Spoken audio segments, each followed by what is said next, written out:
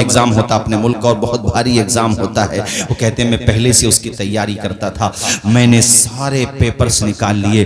अब नंबर आता है, बहुत तेजी से सुना रहा हूँ, नंबर आता है इंटरव्यू का। इंटरव्यू देने के लिए बड़े बड़े टॉप के प्रोफेसर्स बैठे हुए होते, उनके सामने मैं अपने फटे पुराने कपड़ों में जाता तो मुझे अच्छा नहीं लगा। मैंने अपनी बहन को फोन किया, उसके पास 2000 रुपए रखे थे, जमा पूंजी बेचारी की 2000 रुपए थी, उनकी शादी हो चुकी थी, प्रेग्नेंट थी वो। कहते अल्ट्रासाउंड वगैरह के लिए, कहते मेरी बहन ने बगैर अल्ट्रासाउंड के, यानी हमारी बहन के घर पे बगैर अल्ट्रासाउंड के डिलीवरी हुई और उसने वो सारे पैसे मुझे बगैर बताए 2000 रुपए भेज दिए। उससे मैंने सलीके कपड़े पहन के मैं आखिरी सीढ़ी थी, ये सीढ़ी पे मैं चढ़ जाता तो मुझे कामयाबी मिलने वाली थी। मैं पहुंचा, मैंने जाकर के इंटरव्यू दे, मैं डरा नहीं, मैंने ये नहीं सोचा कि ये बड़े बड़े प्रोफेसर्स हैं, बल्कि मैंने ये सोचा मैं जो जानता हूं बगैर हिचकिचाहट के, बगैर किसी हेजिटेशन के अपनी बात रखूंगा। मैंने इंटरव्यू दिया, सक्सेस हो गया। जब मैं बाहर निकलने लगा तो मुझसे उन लोगों ने पूछा आपकी उम्र अभी सिर्फ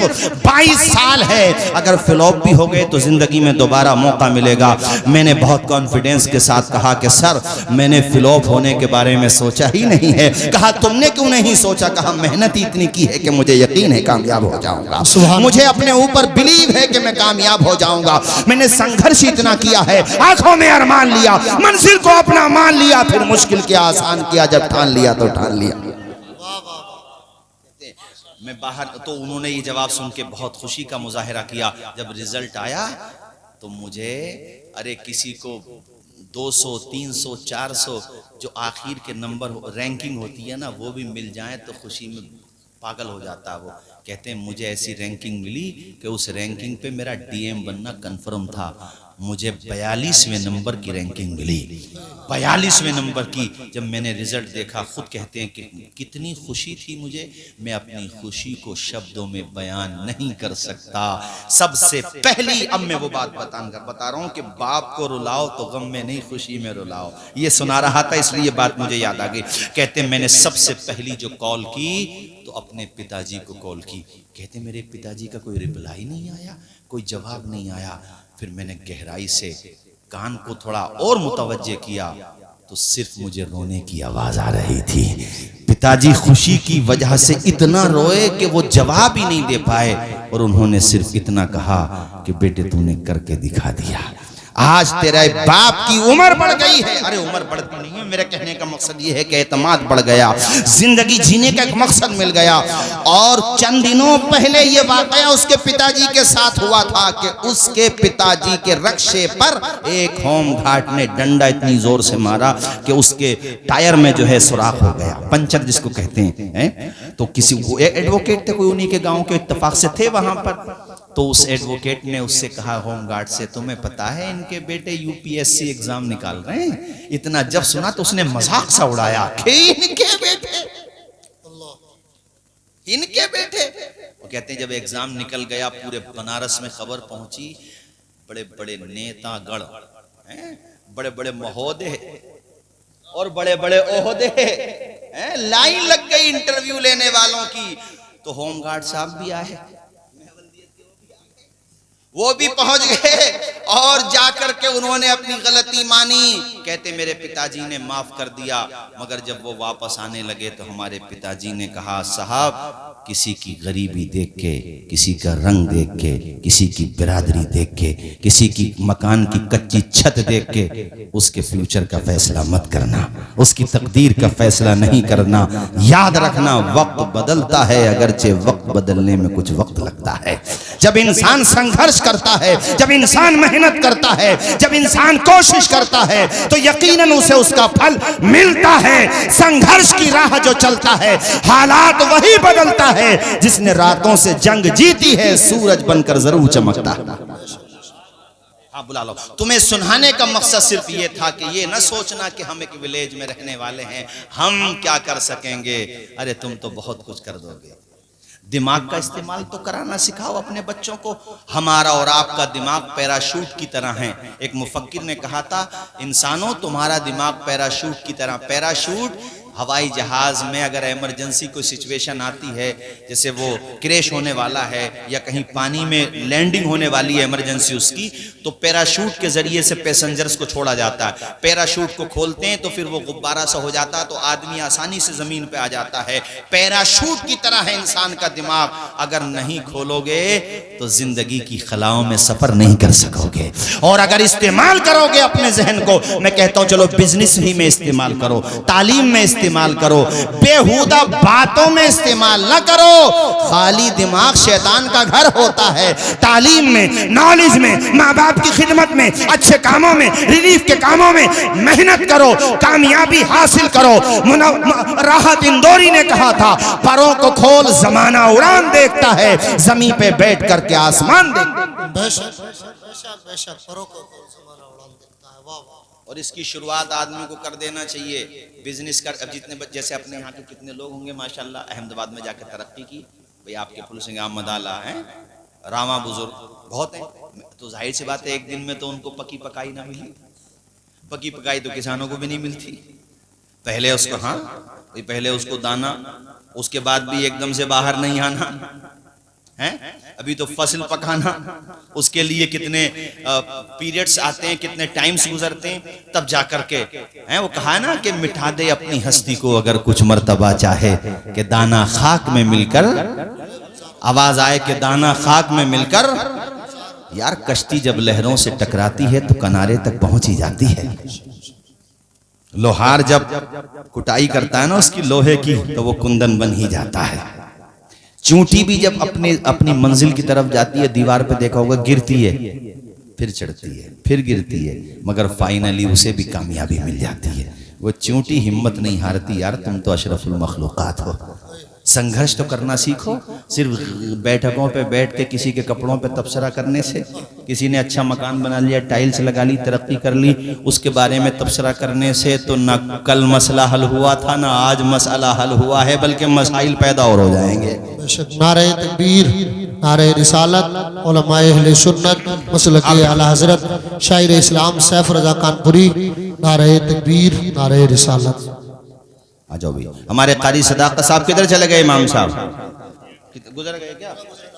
अरे यहाँ से गुजर गए क्या? बैठो। ये हमारे माशाल्लाह बड़े, बैठो भाई साहब। हाँ माशाल्लाह। अभी सुनेंगे आप कानपुर की सरजमीन से तशरीफ लाए माशाल्लाह। अल्लाह ने बड़ी शोहरत दी है और बहुत अच्छा भी पढ़ते हैं माशाल्लाह। और अभी आप बस 5, 7 या 10 मिनट में अपनी गुफ्तगू खत्म करूंगा।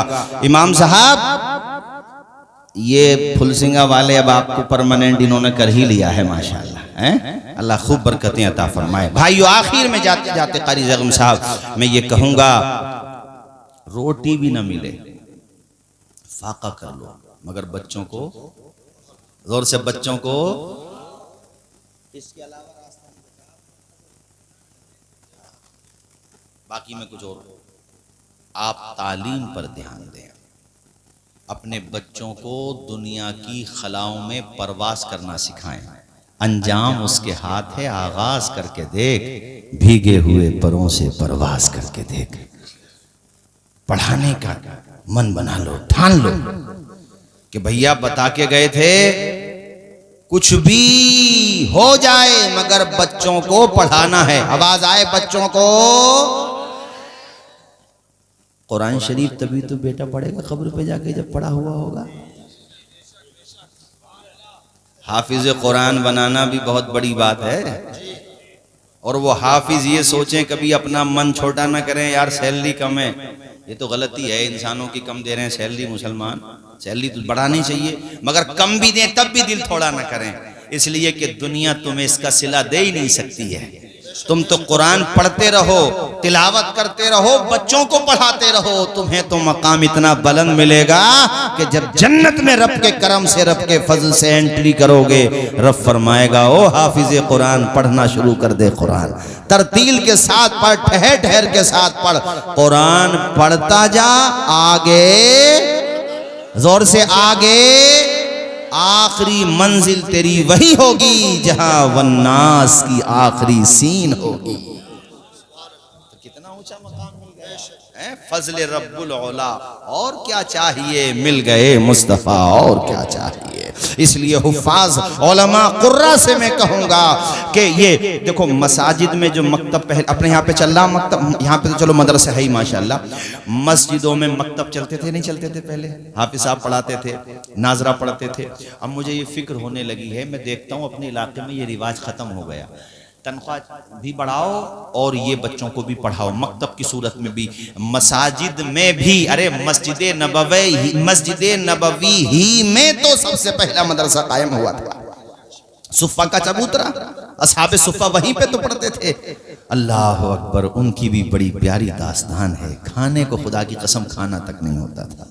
कितनी दफ़ा तो ऐसा, हजरत अबू हुरैरा कहते हैं इतनी भूख थी कि भूख की वजह से मैं बाहर आ गया। अबू बकर सिद्दीक आए तो मैंने ये सोचा कि ये मुझसे खाने को कहेंगे, मगर वहाँ पे भी कुछ नहीं था। हजरत उमर आए, कहते हैं फिर जाने आलमीन आ गए, मेरा चेहरा देख के समझ गए मुस्तफ़ा के अबू हुरैरा को खाने की ज़रूरत है। घर पे ले गए हुजूर, कहा आयशा घर पे कुछ है? कहा हुजूर एक प्याला दूध है। हुजूर ने इरशाद फरमाया अबू हुरैरा ये दूध का प्याला पकड़ो। अबू हुरैरा कहते हैं मैं सोच रहा था हुजूर फौरन कह दे तो मैं फौरन पी जाऊं, भूख कितनी थी। मगर हुजूर ने कहा अबू हुरैरा रुको, अभी अपने साथियों को भी बुला करके लाओ। जरा जोर से बोलो ना यार सुभान अल्लाह। अपने साथियों को भी, अब सारे साथी आ गए, वो सब आ गए। हुजूर फरमाते हैं अबू हुरैरा सबको पिलाओ। अबू हुरैरा जानते थे, मगर फिर भी इंसानी एक तकाजा होता है यार। कहते थे मैं कभी दूध को देखता था, कभी पीने वालों की तादाद देखता था, मगर यकीन था मैं दूध पे भरोसा नहीं कर रहा था, पिलाने वाले मुस्तफ़ा पे भरोसा कर रहा था। मेरे करीम से अगर कतरा किसी ने मांगा, दरिया बहा दिए हैं, दुर्बे बहा दिए हैं। जब आ गई है जोशे रहमत पे उनकी आंखें जलते बुझा दिए हैं, रोते हंसा दिए हैं। रोते हुए सहाबा मुस्कुराने लगे और हुजूर की अदाओं को देख के उनके लबों पे मुस्कुराहटों के गुलाब खिल गए। अल्लाह के पैगंबर ने सबको वो दूध नोश करने का हुक्म दिया। अबू हुरैरा कहते हैं आखिर में मेरा नंबर आया, अब मैं वो दूध देख रहा हूँ, खुदा की कसम है। हजरत अबू हुरैरा कहते हैं जैसे मैंने शुरू में पेश किया था उस वक्त का एक कतरा भी दूध का कम नहीं हुआ था और सबके सब सैराब हो गए थे। अब फिर भी कोई कहता हुजूर हमारी तरह है तो उसे आईने में मुंह देखना चाहिए। गलत तो नहीं कहा मैंने? है हुजूर की तरह 70 सहाबा थे कमोबेश। बहरहाल मुताद्दिद सहाबा कराम थे। काफी दिनों के बाद हदीस सुना रहा हूं तो चूंकि कैमरे लगे हुए हैं और मैं ये चाहता हूं कि स्टेज से शायर हो, खतीब हो, नकीब हो, कसे बाशद कुजा बाशद, गैर शरी न वो तकरीर करे न वो शेर पढ़े। चूंकि फिर होता यह है कि अहले सुन्नत के उलमा की जगहसाई होती है, लोग उसका मजाक उड़ाते हैं। तो जो भी बात हो, इसलिए भाई मैंने खुद भी कह दिया इंसान हूं, चूंकि अब अचानक याद आ गई हदीस तो मैं बता रहा हूं। 70 थे या 60 थे कमोबेश, बहरहाल तादाद इधर उधर हो सकती है, लेकिन थे अच्छे खासे, थे अच्छे खासे। सबको हुजूर पाक ने वो दूध सबने नोश कर लिया हुजूर के हुक्म से। अबू हुरैरा कहते हैं अब बस मेरा ही नंबर था। वो कहते हैं मेरा ही नंबर था, मगर आका की शान देखो। आका ने मैंने कहा हुजूर आप नोश फरमा लें, कहा नहीं अबू हुरैरा आप पियो। कहते मैंने पिया, जिसको कहते हैं ना खुद तबीयत से पिया। हुजूर ने फरमाया और पियो, क्या बात, और पिया। आप फरमाते फुल हो गया मामला, नहीं समझे, यानी गुंजाइश न रही। हुजूर ने कहा हो गया अबू हुरैरा, कहा या रसूल अल्लाह, अल्लाह अकबर, या रसूल अल्लाह, अब गुंजाइश न रही। आमिना के लाल ने सबको सैराब कर दिया। एक तरफ मुस्तफा का इख्तियार देखो कि एक प्याला दूध को मेरे आका ने 70 सहाबे कराम कमोबेश आपने उनको पिला दिया। अल्लाह अकबर कबीरा। दूसरी तरफ असहाबे मुस्तफा का सब्र देखो कि खाने को रहे न रहे, पीने को रहे न रहे, मगर सीने में इल्म रहना चाहिए, हाथों में कलम रहना चाहिए। यही आज मैं आपको पैगाम दे रहा हूं।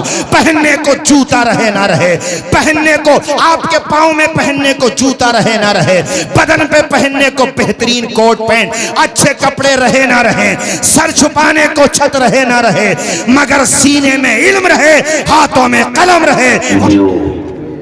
पैदा होने के बाद इनके माथे पे शादी का सेहरा देखने की तमन्ना करते थे, वो माँ बाप नहीं होंगे। और ये बड़ा एक ऐसा मरहला होता है कि इस मौके पर अपनों की बड़ी याद आती है। वो मैं तकरीरों में मशवरे देता हूँ ये कि जब दूल्हा बन जाओ तो पहले तो ये बारात ले जाने का जो सिलसिला अपने वहां पे ताखीर के साथ शुरू हो गया, दोबारा से इसको बंद करना चाहिए। बारात जल्द अज जल्द लड़की वालों के वहां पहुंच जाए ताकि उनके खाने में किसी तरह की परेशानी ना हो। जितनी जल्दी हो सके बारात पहुंच जाए। पहली बात तो बारात जल्दी लेके जाओ और थोड़ा 10 मिनट एक्स्ट्रा लेकर के चलो। क्यों? इसलिए कि गांव से बारात बाद में बाहर निकले, पहले कब्रिस्तान पे जाके मरहूमैन की रूहों को सवाब पहुंचा दिया जाए। उनकी कब्रों पे जाओ, चूंकि तुम उनके बेटे हो, उनकी रूह को भी बड़ी मसरत मिलेगी।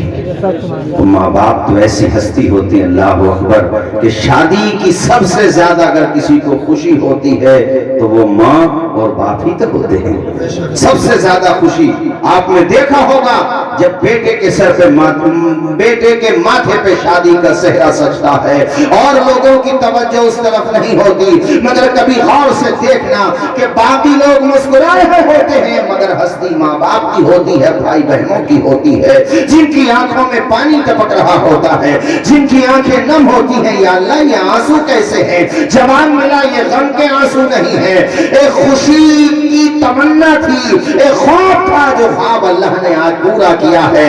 उस ख्वाब के शर्मिंदे ताबीर होने पर अपने अजीजों की आंखों में आंसू आ गए हैं। माँ की भी आंख में आंसू है, बाप की भी आंख में आंसू है। ये गम के आंसू नहीं है, खुशी के आंसू है। और साहिबो, यहाँ ये भी कहना चाहूंगा, सिर्फ शादी के मौके पर माँ बाप को खुशी में न रुलाओ, मैं तो ये कहता हूँ माँ बाप को बार बार रुलाओ, मगर गम के आंसू नहीं, खुशी के आंसू रुलाओ। माँ बाप को खुशी के आंसू रुलाओ। माँ बाप की बात आई तो मैं एक बड़ी अजीब मुझे बात याद आ रही है, मैं सुना देता हूँ आपको।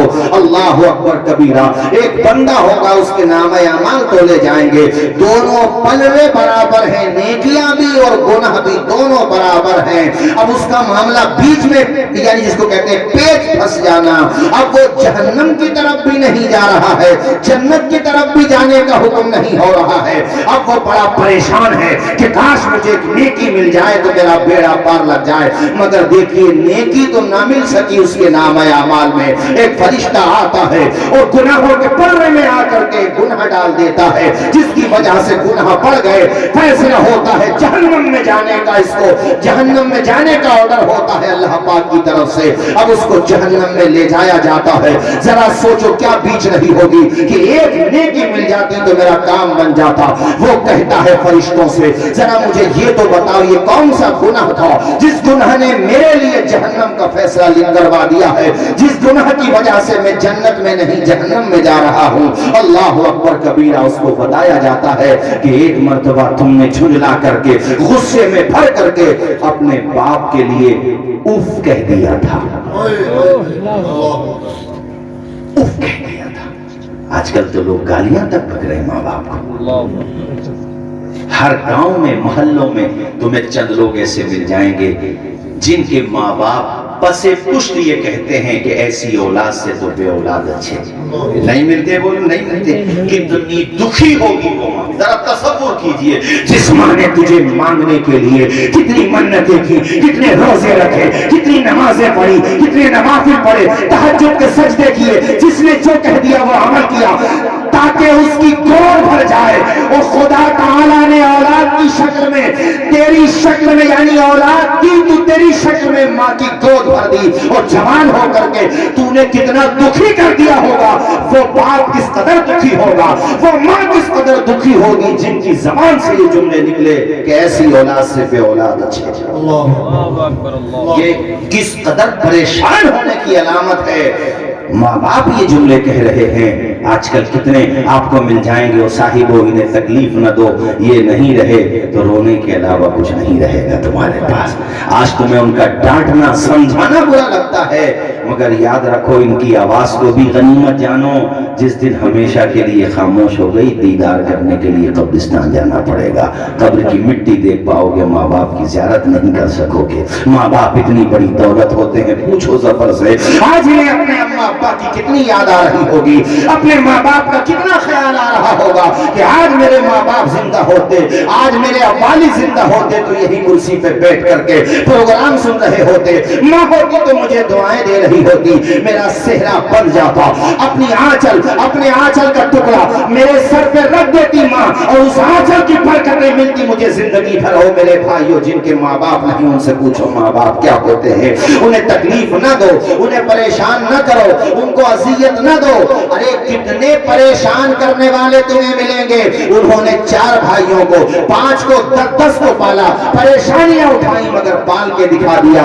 और जब नंबर तुम्हारी खिदमत का आया तो 1 महीने रोटी खिलाई जा रही है और उसमें भी पता ये चला है कि बास जगह तो ऐसा करने लगे लोग कि माँ को एक भाई खाना खिला रहा है तो बाप को दूसरा भाई खाना खिला रहा है और उसमें गिने जा रहे हैं दिन। अब यहाँ मैं औरतों से भी एक बात कहना चाहता हूँ, अपनी बेटियों और बहनों से भी एक बात कहना चाहता हूँ कि मेरी बहनों, मेरी बेटियों, ये बताओ, तुम जिस माँ बाप की बेटी हो, तुम्हारा भी कोई भाई है, उसके घर में भी दुल्हन आई है, आपको अगर ये पता चले कि हमारे माँ बाप को हमारे भाई की बीवी बेवजह परेशान करती है, उन्हें खाना नहीं देती, तो खुदा की कसम तुम्हारे ऊपर क्या गुजरेगी, गुजरेगी कि नहीं गुजरेगी। इसी तरह से सोचो कि तुम जिसके निकाह में हो उसके भी माँ बाप हैं, उसे दूर न करो अपने माँ बाप से, उनकी भी खिदमत करो। और मैं माँ बाप से कहता हूँ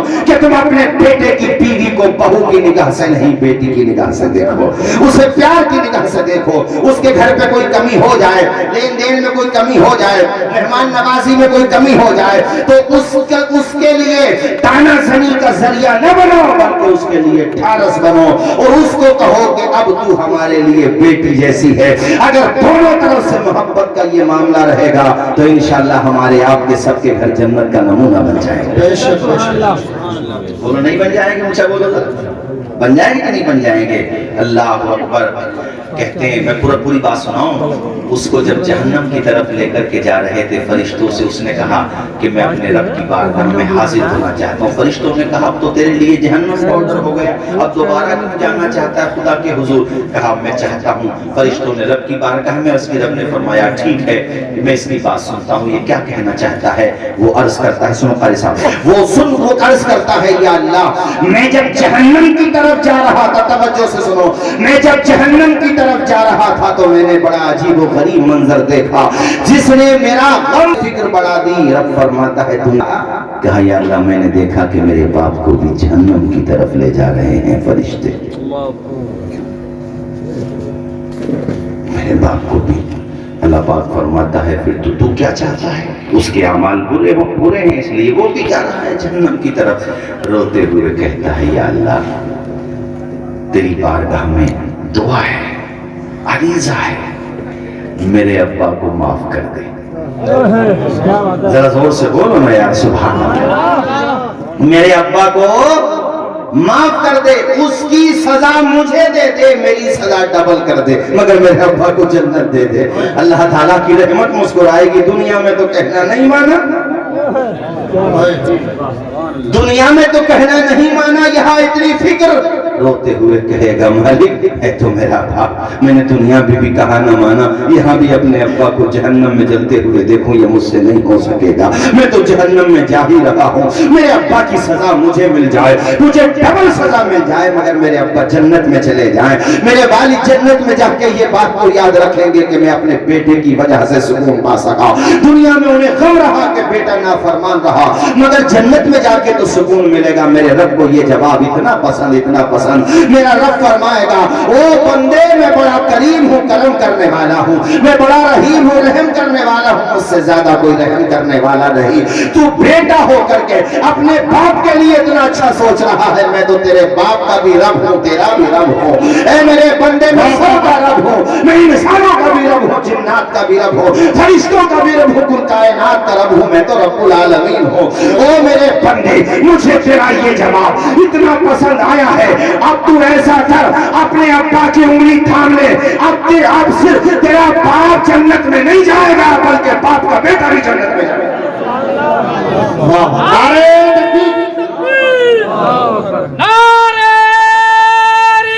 यार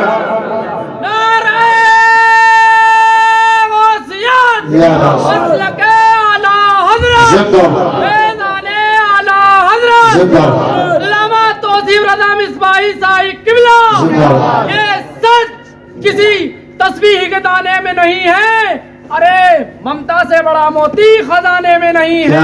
और मिलने को तो हर शय मिल जाती है दुनिया में, मगर माँ बाप जैसी चीज जमाने में नहीं है। अरे जोर से बोल दो भाई सुभान अल्लाह।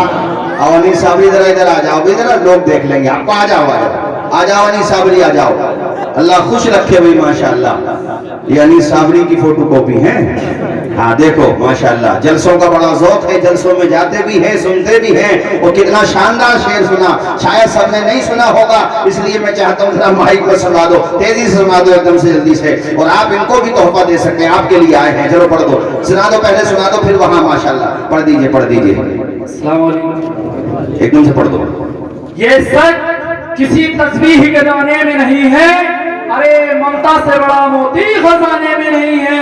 और मिलने को तो हर शय मिल जाती है दुनिया में, मिलने को हर शय मिल जाती है दुनिया में, मगर माँ बाप जैसी चीज जमाने में नहीं है। माशाअल्लाह, इतना अच्छा इन्होंने पढ़ा कि मुझे फौरन सज्जाद निजामी के लिखे हुए, सज्जाद निजामी साहब मरहूम के पढ़े हुए वो तो मिसरे याद आ गए, माँ बाप की बात याद आ गई। आज के जलसे का सवाब अल्लाह ताला हमारे जफर भाई के माँ बाप को अता फरमाए। जोर से आमीन बोलो भाई जरा जोर से। अल्लाह ताला उनको गरीब रहमत फरमाए, जन्नत में बहारें अता फरमाए। मरहूम सज्जाद निजामी साहब अब दुनिया में नहीं रहे, वो माँ बाप के बारे में ये तो मिसरे पढ़ते थे। ज्यादातर मैं माँ बाप के बारे में तकरीर करता हूँ तो मुझे याद आ जाते हैं। अल्लाह ताला उनको भी करीब रहमत फरमाए। वो जीते जी दुनिया में जन्नत का मजा ले, वो जीते जी दुनिया में जन्नत का मजा लेंगे,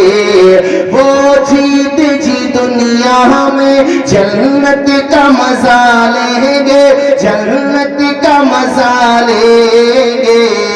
जो बाप को खुश रखेंगे और माँ की दुआ लेंगे, जो बाप को खुश रखे।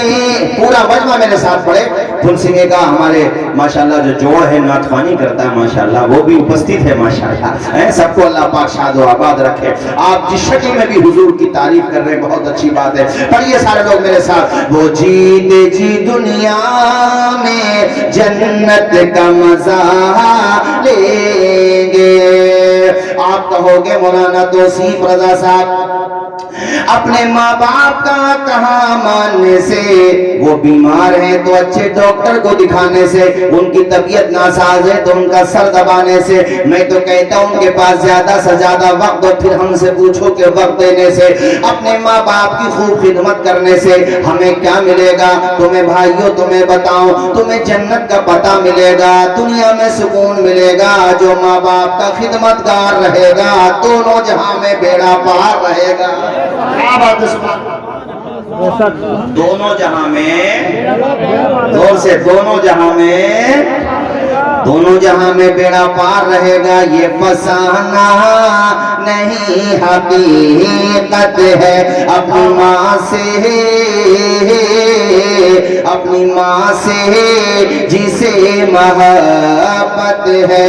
और इस पर तू क्यों नहीं कहता, माँ के कदमों के नीचे, माँ के कदमों के नीचे।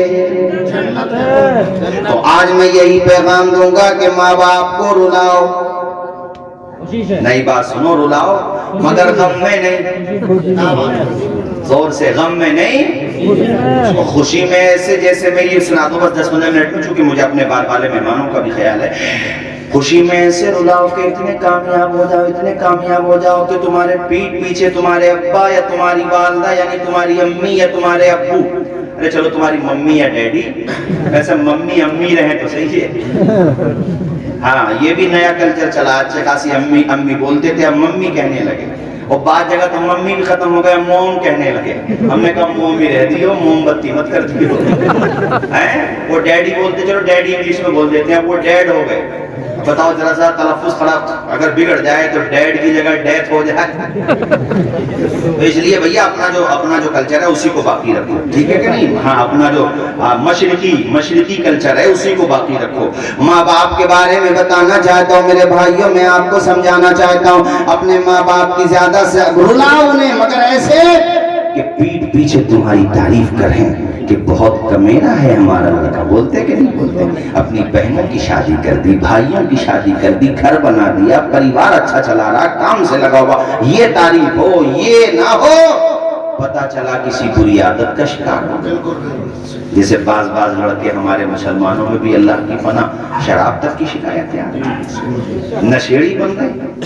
हाँ, और ये मोबाइल जब से चला है तो इसने भी साफ बड़ी आफत पूरे समाज के अंदर दाखिल कर दी मोबाइल ने। अब यहां से वापस जाएंगे, आप तो कहीं भी, यहीं की बात नहीं कर रहा हूं, आप कहीं भी जाओ, रात में 3 बजे 4 बजे 5 बजे 2 बजे 1 बजे मुसलमानों की बस्तियों में आप चले जाओ, कब्रिस्तान की बाउंड्री है, आपको कब्रिस्तान की बाउंड्री पे दिन में जाते हुए डर लगेगा, मगर रात में 4 बजे भी 4-5 मजनू तुम्हें जरूर मिलेंगे कब्रिस्तान की बाउंड्री पे। अबे मरने आए हो, क्या करने आओ ये बताओ। यहाँ आने की तुम्हें इतनी जल्दी है, और आए भी हो तो फातिहा पढ़ो, मगर मोबाइल कान पे लगा हुआ होगा, और कान पे लगा आप नहीं पहचान पाओगे उनको, वो तो कोई तुम्हें बताएगा तो पता चलेगा।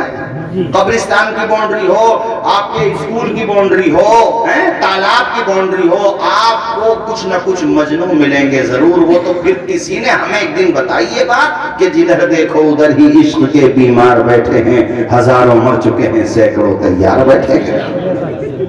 स्कूल की बाउंड्री हो या फिर अपने संभल की रेल की पटरी हो,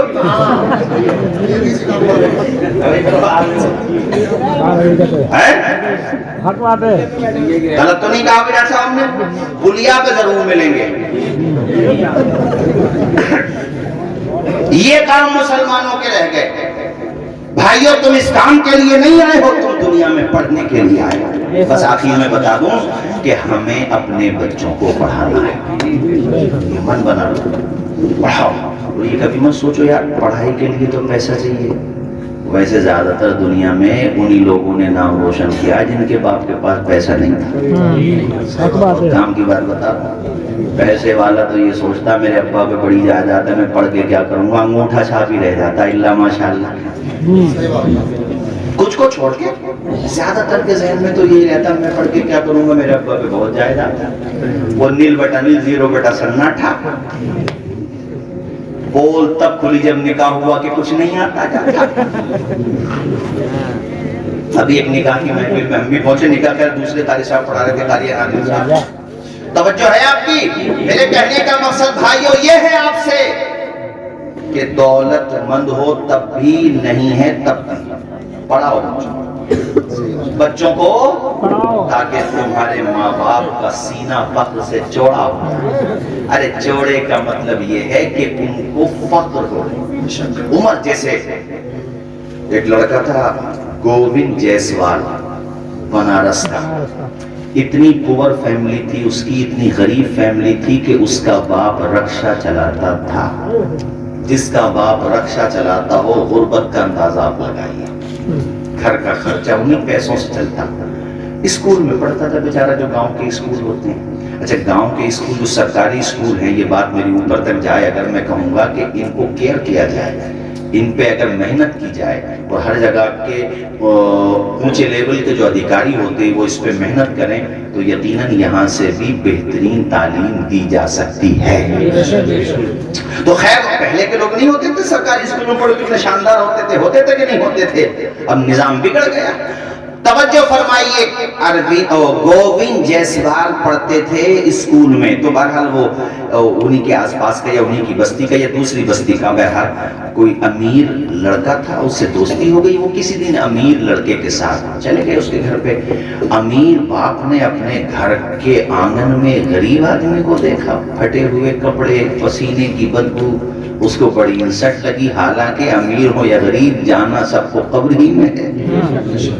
दूसरे समुदाय में हो तो वे उनका भी अंतिम संस्कार की एक ही प्रक्रिया होती है। तो चंदन की लकड़ी का फर्क हो या दूसरी का, बहरहाल अमीर गरीब में आखिरी संस्कार में तो कोई डिफरेंस नहीं होता। हमारे वहां सबको कब्र में जाना है, कफन के कपड़े की क्वालिटी का फर्क हो सकता है बस। जाना तो सबको कब्र में ही नहीं भाई, जाना सबको। तो मैं बता रहा हूँ, बहरहाल इंसान की सोच होती है। उसने जो है अपने लड़के को डांटा कि तूने इस गरीब से जिसके बदन से पसीने की बदबू आ रही है दोस्ती क्यों की।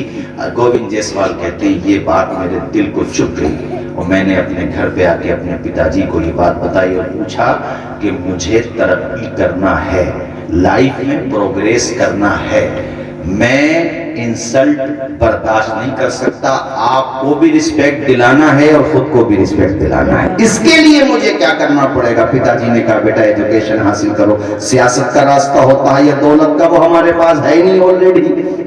भाई दौलत तो है ही नहीं, सियासत भी गरीबों की कहाँ है। जो 2-2 करोड़ के टिकट बिक रहे हो तो गरीब कहां से आ जाएंगे बेचारे। तवज्जो है कि नहीं। तो मेरी बात सुनो मेरे भाइयों, वो कहते हैं कि एजुकेशन मेरे पापा ने बताई, मैं पढ़ता रहा।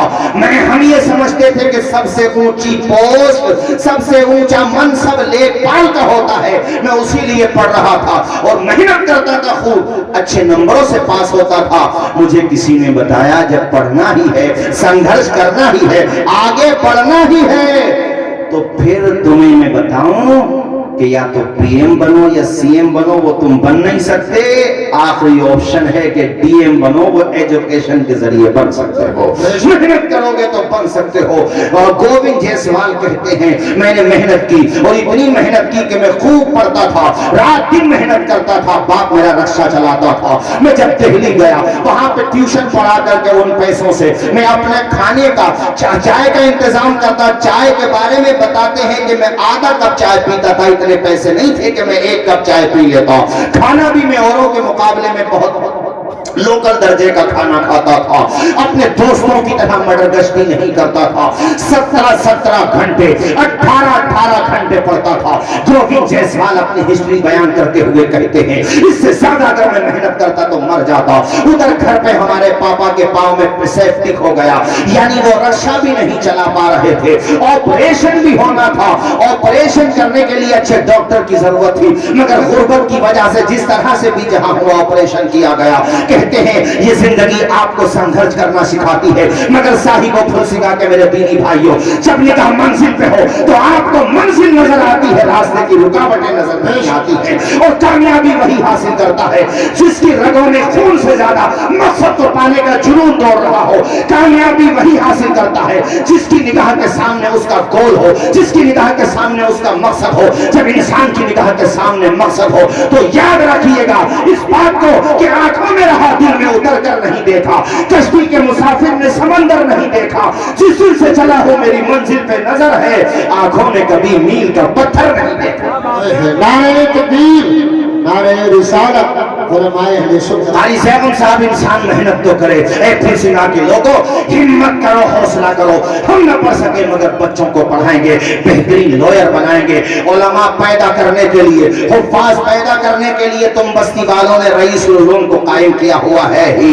बच्चे हमारे यहाँ उलमा बनते रहेंगे और बुनियादी तालीम तो हम सबको दिलाएंगे ताकि हमारे बच्चों को पता चले मोहम्मद अरबी के गुलाम है सल्लल्लाहु अलैहि वसल्लम। पाकी नापाकी जान जाए, हलाल हराम जान जाए, उसके बाद फिर हम बेहतरीन स्कूलों में भेजेंगे। हमें नौकरी करना पड़े करेंगे, लेकिन एजुकेशन का खर्चा उठाएंगे, हम बच्चों को पढ़ाएंगे, आधी रोटी खाएंगे मगर बच्चों को और से बोलो बच्चों को पढ़ाएंगे। इंसान मेहनत करे क्या नहीं कर सकता है मेरे साथियों।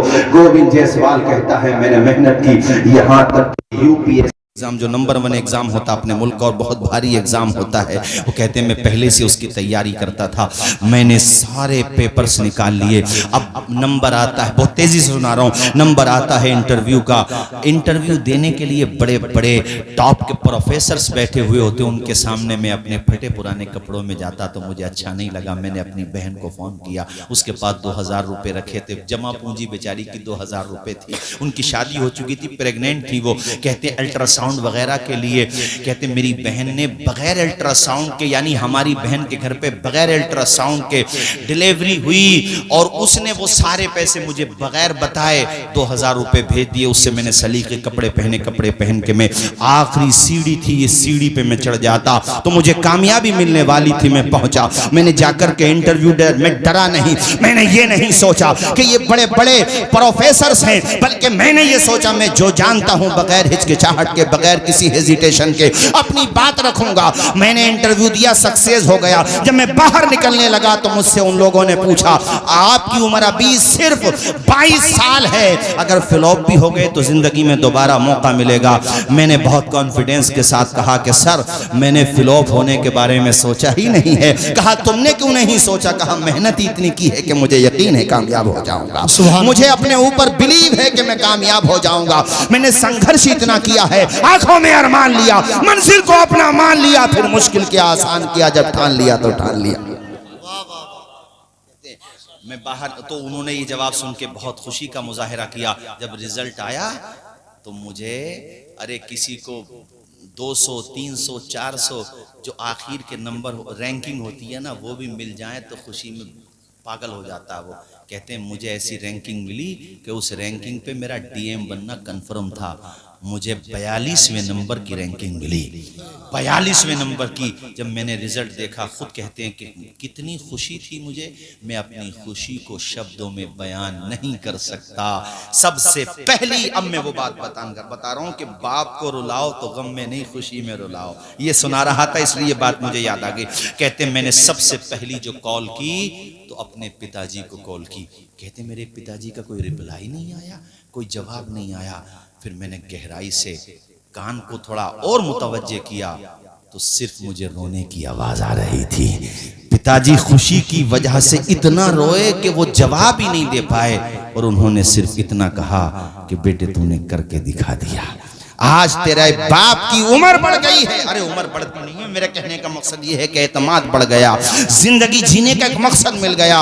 और चंद दिनों पहले ये वाकया उसके पिताजी के साथ हुआ था कि उसके पिताजी के रक्शे पर एक होमगार्ड ने डंडा इतनी जोर से मारा कि उसके टायर में जो है सुराख हो गया, पंचर जिसको कहते हैं। तो किसी एडवोकेट थे, कोई उन्हीं के गांव के इत्तेफाक से थे वहां पर। तो उस एडवोकेट ने उससे कहा होमगार्ड से, तुम्हें पता है इनके बेटे यूपीएससी एग्जाम निकाल रहे हैं? इतना जब सुना तो उसने मजाक सा उड़ाया कि इनके बेटे। वो कहते हैं जब एग्जाम निकल गया, पूरे बनारस में खबर पहुंची, बड़े बड़े नेतागण, बड़े बड़े महोदय और बड़े बड़े ओहदे, लाइन लग गई इंटरव्यू लेने वालों की। तो होमगार्ड साहब भी आए,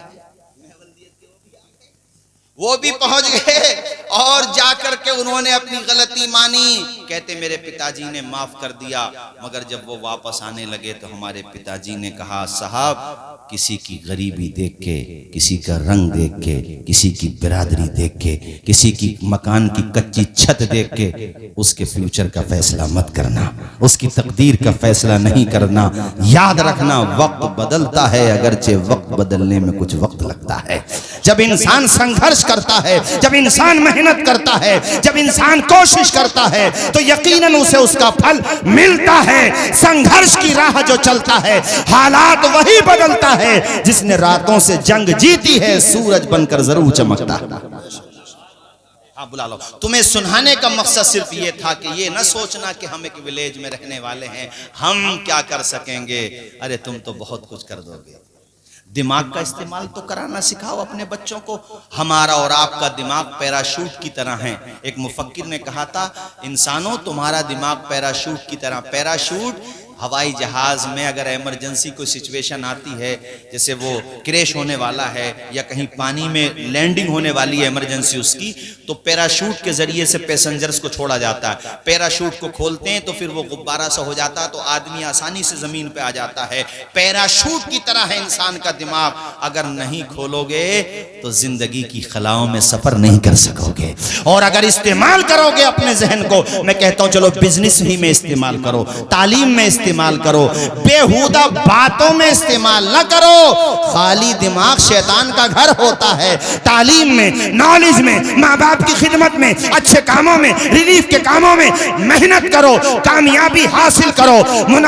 राहत इंदौरी ने कहा था, परों को खोल जमाना उड़ान देखता है, जमीन पे बैठ करके आसमान देखता है। बेशक बेशक बेशक परों को ज़माना उड़ान देखता है। वाह वाह। और इसकी शुरुआत आदमी को कर देना चाहिए। बिजनेस कर, अब जितने जैसे अपने यहाँ के कितने लोग होंगे माशाल्लाह, अहमदाबाद में जाकर तरक्की की, भाई आपके फुल सिंह अहमद आला हैं, रामा बुजुर्ग बहुत हैं, तो जाहिर सी बात है एक दिन में तो उनको पकी पकाई ना मिली। पकी पकाई तो किसानों को भी नहीं मिलती।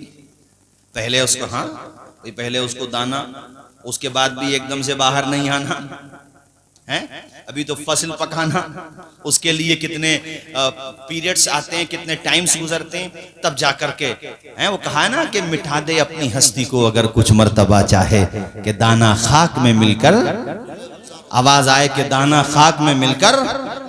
यार कश्ती जब लहरों से टकराती है तो किनारे तक पहुंच ही जाती है।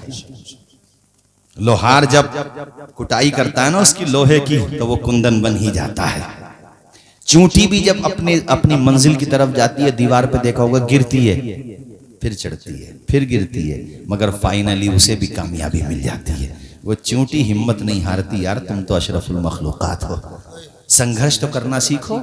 सिर्फ बैठकों पे बैठ के किसी के कपड़ों पे तबसरा करने से, किसी ने अच्छा मकान बना लिया, टाइल्स लगा ली, तरक्की कर ली, उसके बारे में तबसरा करने से तो ना कल मसला हल हुआ था, ना आज मसला हल हुआ है, बल्कि मसाइल पैदा और हो जाएंगे। बेशक। नारे तकबीर, नारे रिसालत, उलमाए अहले सुन्नत मसलक आला हजरत शायर इस्लाम सैफ रजा कानपुरी। नारे तकबीर, नारे रिसालत।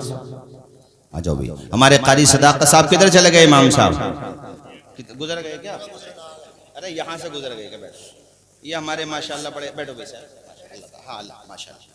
अभी सुनेंगे आप कानपुर की सरजमीन से तशरीफ लाए माशाल्लाह। अल्लाह ने बड़ी शोहरत दी है और बहुत अच्छा भी पढ़ते हैं माशाल्लाह। और अभी आप बस 5, 7 या 10 मिनट में अपनी गुफ्तगू खत्म करूंगा।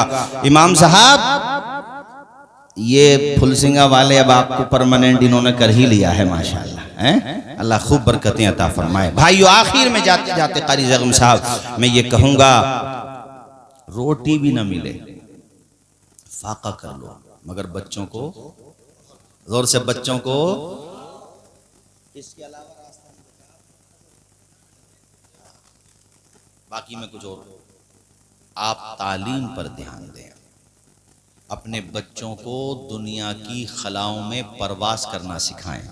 अंजाम उसके हाथ है, आगाज करके देख, भीगे हुए परों से परवास करके देख। पढ़ाने का मन बना लो, ठान लो कि भैया बता के गए थे, कुछ भी हो जाए मगर बच्चों को पढ़ाना है। आवाज आए बच्चों को। कुरान शरीफ तभी तो बेटा पढ़ेगा कब्र पे जाके जब पढ़ा हुआ होगा। हाफिज कुरान बनाना भी बहुत बड़ी बात है। और वो हाफिज ये सोचें कभी अपना मन छोटा ना करें, यार सैलरी कम है, ये तो गलती है। इंसानों की कम दे रहे हैं सैलरी, मुसलमान सैलरी तो बढ़ानी चाहिए, मगर कम भी दें तब भी दिल थोड़ा ना करें, इसलिए कि दुनिया तुम्हें इसका सिला दे ही नहीं सकती है। तुम तो कुरान पढ़ते रहो, तिलावत करते रहो, बच्चों को पढ़ाते रहो, तुम्हें तो मकाम इतना बुलंद मिलेगा कि जब जन्नत में रब के करम से, रब के फजल से एंट्री करोगे, रब फरमाएगा ओ हाफिज कुरान पढ़ना शुरू कर दे। कुरान तरतील के साथ पढ़, ठहर ठहर के साथ पढ़, कुरान पढ़ता जा, आगे जोर से आगे, आखिरी मंजिल तेरी वही होगी जहां वन्नास की आखिरी सीन होगी। तो कितना ऊंचा मकाम मिल गया है, फजल रब्बुल औला। और क्या चाहिए, मिल गए मुस्तफा, और क्या चाहिए।